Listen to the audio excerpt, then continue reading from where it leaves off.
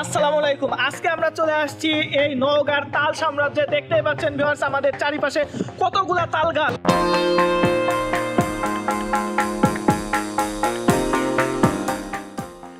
আমরা এমন একটা দিনে এইখানে ঘুরতে আসছি যেই দিনে আমার মনে হচ্ছে যে নওগাঁতে সবচেয়ে বেশি পরিমাণ বৃষ্টি হয়েছে। কারণ বৃষ্টি যখন হচ্ছিল কোনো থামাথামির নাম নেই, চলতেই আছে। তো আমরা সেই ফাঁকে এইখান থেকে দেখতে পাচ্ছেন বৃষ্টি এখনও 2-1 ফোঁটা করে পড়তে আছে। তো আমরা অনেকক্ষণ ধরেই রাইড করছিলাম, তো আমাদের কোনো নাস্তা পানি করা হয়েছিল না।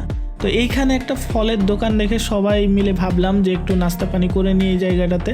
তো যদিও সেই রকম খাওয়ার কিছু না থাকলেও এখানে পেয়ারা ছিল, আনারস ছিল। তো আমরা ভাবলাম যে এগুলাই একটু আমরা খাওয়া দাওয়া করে নিই। তো দেখতেই পাচ্ছেন যে আমাদের যে আনারসটা আছে সেইটা এখন কাটাকাটি চলছে যে মাখানোর জন্য।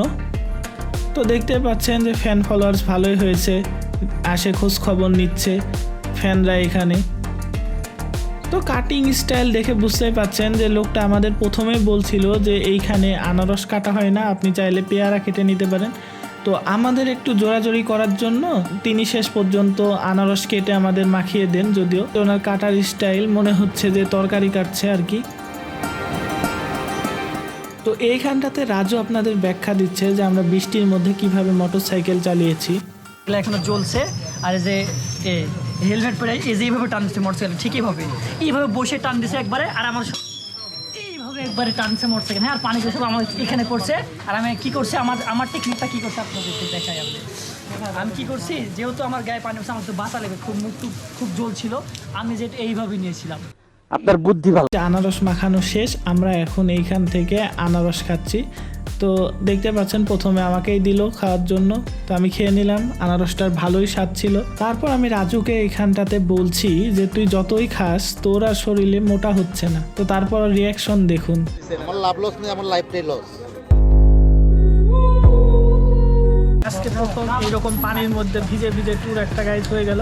তো টানা 30 থেকে 40 কিলোর মতন বৃষ্টি যা হয়েছে পুরাটাই গায়ের ওপর হয়েছে আমাদের আজকে। তো গায়ের অবস্থা তো দেখতেই পাচ্ছেন, পুরাটা ভিজে আছে। তো যাই হোক, এক্সপিরিয়েন্স আরও শেয়ার হবে, এখনও অনেক পথ বাকি, যাই আগে তারপর হবে কথা। নিয়ামতপুরের মোড়টা থেকে কিছু দূর সামনে আসলেই দেখতে পাবেন যে 2টা তাল গাছ বানিয়ে রাখছে। তার মানে সেটাই প্রতীক বোঝাচ্ছে যে তালতলার কাছাকাছি আমরা চলে আসছি। তো এইখানটাতে দেখলাম যে অনেকই মাটির দোতলা বাড়ি। আমাদের রাজশাহী অঞ্চলের দিকে সচরাচর দেখাই যায় না মাটির দোতলা বাড়ি, কিন্তু এই অঞ্চলগুলানে দেখলাম যে অনেক বেশি রয়েছে মাটির দোতলা বাড়ি। তো এইখানটাতে দেখতে পাচ্ছেন যে আমাদের তালতলার ফার্স্ট ভিউ। অসাধারণ একটা দৃশ্য, 2 ধারের যে জমিগুলা রয়েছে সেইগুলাতে পানি জমে গেছে। তো এই কারণে জায়গাটা আরও বেশি সুন্দর লাগছে। যেহেতু আজকে সারাদিন বৃষ্টি হয়েছে, এই কারণে মানুষজন সেইভাবে বেড়াতে আসতে পারেনি, না হলে এই জায়গাটা সচরাচর এরকম ফাঁকা থাকতো না। আপনারা দেখতে পাচ্ছেন যে অনেকটাই ফাঁকা, কিন্তু অন্য সময়গুলানে এই জায়গাটা এরকম ফাঁকা থাকে না। তো আমাদের ভালোই হয়েছে আজকে এই পানির মধ্যে ভিজতে ভিজতে এসে বাড়িতে না ফিরে গিয়ে আমরা এইরকম একটা সুন্দর দৃশ্য এইখানটাতে দেখতে পাচ্ছি। তুলনামূলক মানুষ খুবই কম, সচরাচর অন্যান্য দিনগুলোতে মানুষ অনেক বেশি থাকে আমি দেখেছি বা শুনেছি। তো যাই হোক, আমরা ফাঁকা ফাঁকায় ঘুরছি, আমাদের ভালো লাগছে। আশপাশের দৃশ্যগুলা খুবই সুন্দর। সেই সাথে এইখানকার যেই বাড়িঘরগুলা রয়েছে আশেপাশে সেগুলাও বেশিরভাগই মাটির বাড়ি, পাকা বাড়ি খুব কমই। তো আমরা আরেকটু তালতলা থেকে সামনের দিকে এগিয়ে গেলাম যে আর কিছু আছে কিনা দেখার জন্য। তো এইখান থেকে সামনের দিকে গেলে আমরা দেখতে পেলাম যে নতুন আরেকটা গ্রাম শুরু হচ্ছে। তো আমরা ফিরে আসলাম যে আমরা আগে গেলাম যে আমাদের তালতলাটা পুরো ঘুরে নিই, তারপর আবার সামনের দিকে আমরা যাব।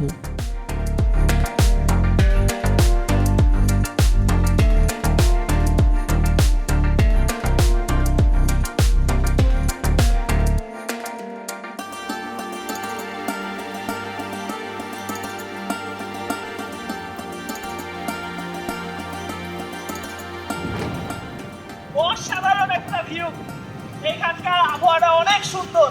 তারপর আজকে বৃষ্টি হয়েছে, এই কারণে জায়গাটা আরো বেশি সুন্দর লাগছে।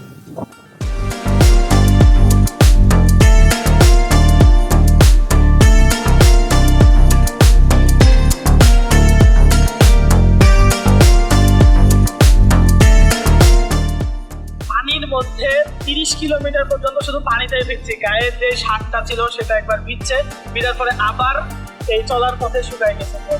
তো এই পিনিক নিয়ে আজকে ঘুরতে চলে আসছি এই তালতলিতে নওগাঁ। তো দেখতে পাচ্ছেন যে এসে এখানে খুবই একটা ভালো আসছিলাম বলে এত সুন্দর একটা আবহাওয়া দেখতে পাচ্ছি।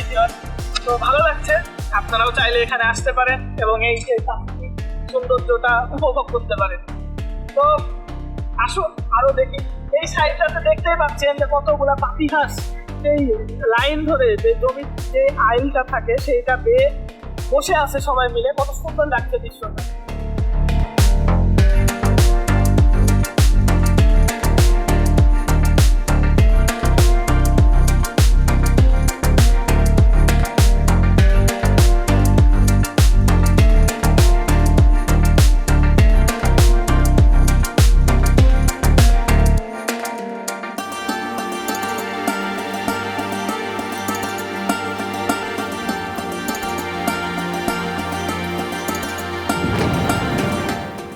এই জায়গাগুলো নিয়ে সারি সারি তাল গাছ আপনারা দেখতেই পাচ্ছেন যে লাগানো আছে রাস্তার দুই ধারে। ভালোই লাগছে জায়গাগুলা, অনেক সময় লেগেছে, গাছগুলারও অনেক বয়স মনে হচ্ছে কারণ অনেকটাই লম্বা গাছগুলা। তো এই কারণে বোঝাই যাচ্ছে যে গাছগুলার অনেক বয়স। তো এইখান থেকে রাজু নিচে চলে আসে, এইখানে যে পাতিহাঁসগুলো দেখা যাচ্ছিল সেগুলা তাড়ানোর জন্য।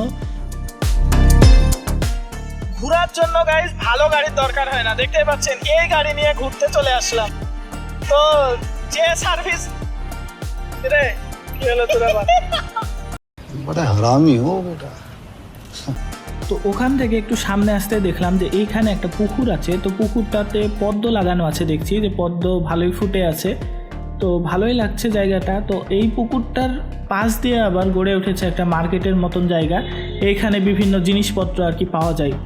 তো চলুন এই পুকুরটার চারিদিক দিয়ে ঘুরে আসি যে কি কি পাওয়া যায় এই দোকানগুলোতে আর দেখে আসি। তো এই জায়গাটাতে দেখতেই পাচ্ছেন যে কত সুন্দর পদ্ম ফুটে আছে। আর এই দোকানগুলোতে সচরাচর যেই জিনিসগুলো পাওয়া যায় সেগুলা হচ্ছে আপনার বাচ্চাদের জিনিসপত্র, যেমন ক্যাপ ট্যাপ, আরও যা কিছু আছে বাচ্চাদের বেলুন টেলুন, তো এইসব পাওয়া যায় দোকানগুলানে।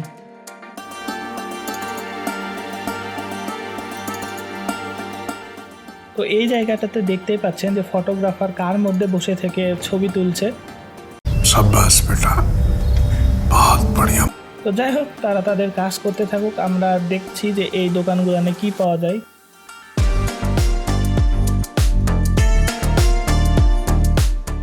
তো এই দোকানগুলোনে কি পাওয়া যায় না যায় আমরা এগুলা দেখে চলে আসলাম রওনা দেওয়ার জন্য। তো আমরা একটু তাড়াতাড়ি রওনা দিলাম কারণ আমরা চাচ্ছিলাম যে রাজশাহীতে সন্ধ্যার আগে আগে যেন ঢুকতে পারি। আমরা আসলাম চাপায়ের এই সাইড দিয়ে, মানে নাচল হয়ে আসছি রাজশাহীতে। তো আমাদের মনে হলো যে এই সাইড দিয়ে আসা আমাদের একটু তাড়াতাড়ি হবে। আশা করি আপনাদের ভিডিওটি ভালো লেগেছে। দেখা হবে আবার পরে কোনো ভিডিওতে। সেই পর্যন্ত সকলে ভালো থাকবেন, সুস্থ থাকবেন। আসসালামু আলাইকুম।